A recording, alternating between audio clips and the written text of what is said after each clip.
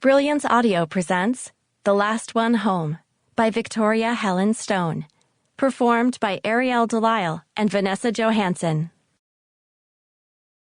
The heat of this place grew serial killers. Not that everyone born here became a murderer, but the Sacramento area had more than its fair share. Lauren Abrams had been raised with that truth, always aware of her own faint brush with darkness and destruction. Something dangerous vibrated in the air of this place, though most people never registered the thrum of it. When outsiders set foot here, the thing they noticed was the heat. Something about it haunted them until it was all they could mention when Lauren said she was from Sacramento. What a hellhole! It's so hot! Who could live there? And why? It was hardly the hottest place in California. So maybe it was that low register of danger they felt. Lauren had felt it the first time she'd come, but she'd been primed for it, warned about what would happen if she ever returned to this place. She'd ignored the predictions, and she'd returned, terrifyingly untethered from the first decade of her life. She'd learned herself here. She'd let this place mold her into the person she was today, and she could feel the city sink into her as she drove through the flat river plain of the town toward the hills beyond. When she spotted the exit that would take her to the hospital where her grandmother lay, guilt tugged at her.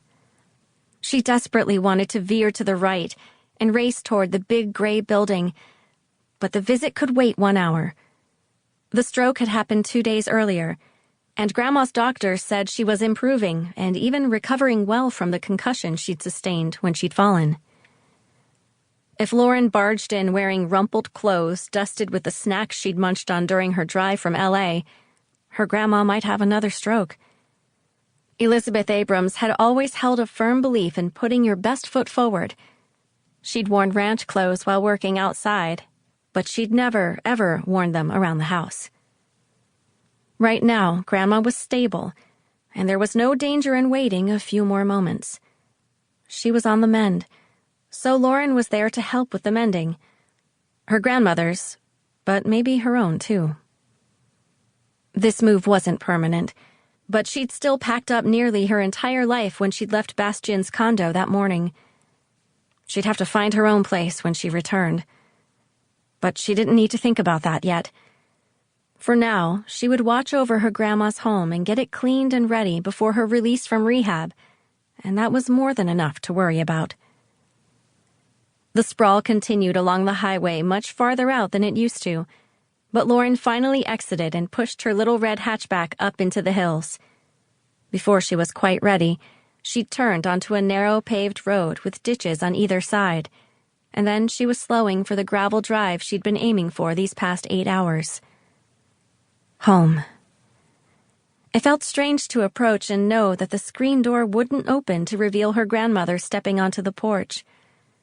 Then again, Grandma was 90 now, so Lauren tried to count her blessings as she opened the car door and pushed to her feet. She stretched hard to loosen up her lower back and flex the poor fingers that had clutched the steering wheel, choking it in grief and anger. What the hell was she going to do after this visit? She had nothing. No boyfriend. No home. Stop, she told herself. Her grandma wouldn't tolerate wallowing, and Lauren had no right to be worried about herself in the face of that stroke. She would be fine. She'd help her grandmother get back on her feet, and then she'd be free. She could take her graphic design work anywhere, live any place she wanted. But the freedom of that left too much space around her when all she craved was a safe nook. After her childhood, she'd learned to treasure security over anything.